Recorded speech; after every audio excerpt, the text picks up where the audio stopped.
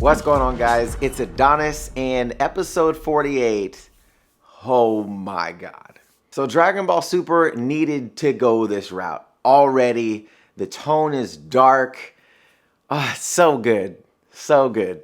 So at the beginning of the episode, Trunks is evading Black. Now, we're not really sure when he showed up. We're not sure, how much of the planet he destroyed, how much they rebuilt after the whole android situation. But we can tell that it's been some time. Now, they're saying that it's been 17 years since the previous. So, I'm not 100% sure where that puts him. I think he's in his mid-30s at the moment. But we have Mai there helping him out. And he gets to his mom, and his mom basically has fluid or energy for one trip back to the past. We saw Bulma in the previous episodes actually creating that same liquid. So I'm really curious to see if that's how he gets back, if Bulma finds a way in that time to actually create the formula for time travel.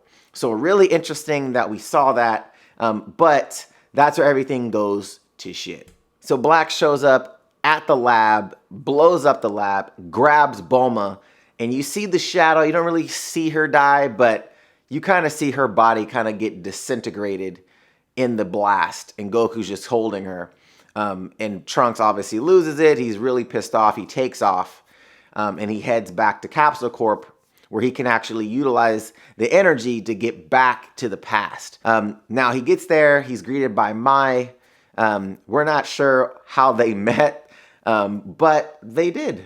So now in the current timeline, Goku is about to pick the harvest. He has Piccolo show up because they're going to do a training exercise. Yes. They referenced the whole Master Roshi Dragon Ball training, which is really cool. And Piccolo just, when he starts going through, he's like, man, I never trained like this before. But you could tell that it's actually training, which is really dope to see that stuff like that, the basic stuff, is still really important. And that's where everything kind of gets fucked up. Krillin shows up and he was like, man, how is Goku okay with this? Vegeta went off the train with Beerus alone, and Goku's ears just perk up.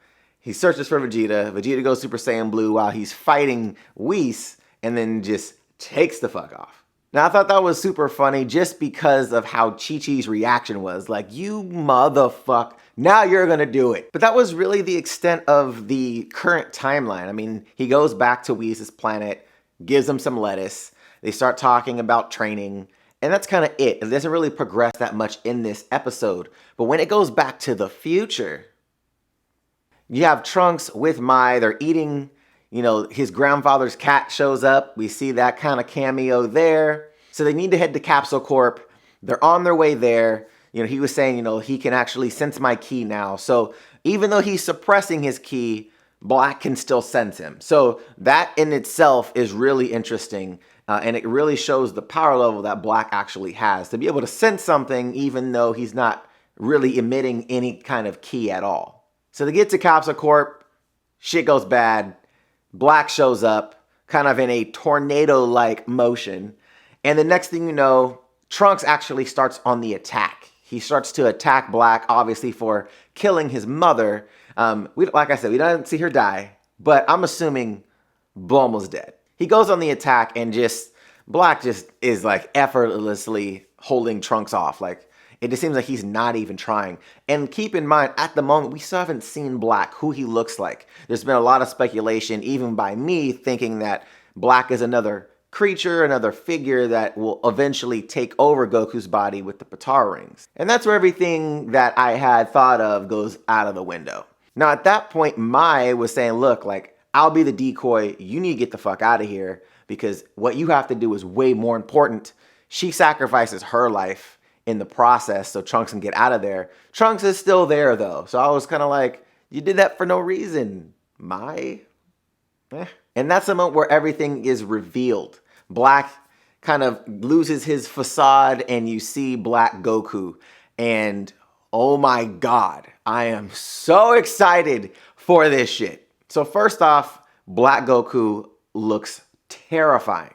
He has this evil look on his face. It's not just like he looks like Goku and he has different motives. No, this motherfucker looks scary as shit, which I'm super excited about. He has an evil about him that is distinctively different from Goku with like an attitude. Like it's completely different, which is awesome. Secondly, his uniform. It looks like Goku's gi, but it's gray and black and red. Super sick. And he has one Patara earring. So he is not fused, which is awesome. I like that it's him. He is his own person. Now I was just trying to figure out where the fuck did he come from? And that's kind of where the episode left off. Now, the voice seems to be the same voice actor as Goku. So we know it's Goku. However, Black says one distinct thing, and he calls Trunks a Saiyan. This is the last breath you'll take, Saiyan. I was like, why would he call him Saiyan if he's a Saiyan? No, that's where things for me get a little confusing. Was that just a play on words? Was that a bad translation? Was that him just stating that he's a Saiyan as well? Not really sure. But to me, it implies that Black is not a Saiyan. Maybe he's an android. Maybe he's something. I have no idea. No idea. All I know is he called him a Saiyan, and it sounded like the context was coming from a non-Saiyan. But let me know what you guys think. Now, the preview for the next episode shows that Trunks makes it back to the past. Goku and Vegeta show up. Young Trunks is there. Seems a little confused. But I'm really curious to see where this arc goes. And Black, you see him in the future. Seems like he's trying to channel something to see where where Trunks went in time. So I wonder if he has the ability to actually travel through time or through the multiverse. That would be pretty awesome. But that's where I'm going to leave this recap review. Let me know what you guys think of Dragon Ball Super episode 48. I thought it was sick. The tone was great. The animation was good. I love the illustration. This is what Dragon Ball Super needed. It needed this so bad. And to the point where I kind of forgot that it needed that element of, holy shit, this is getting away from us. It needed that, and I really feel like we're getting it now. Guys, if you guys like this recap, hit that thumbs up button. Show your boy some love. And if you haven't subscribed to the channel yet, you're going to want to do that. Hit that APP logo in the corner to subscribe to the channel. Or if you're on mobile, hit the subscribe button. And if you're on Snapchat, follow your boy. There's going to be some really cool stuff coming up at Adonis Xavier. All right, guys, till next time. See you later.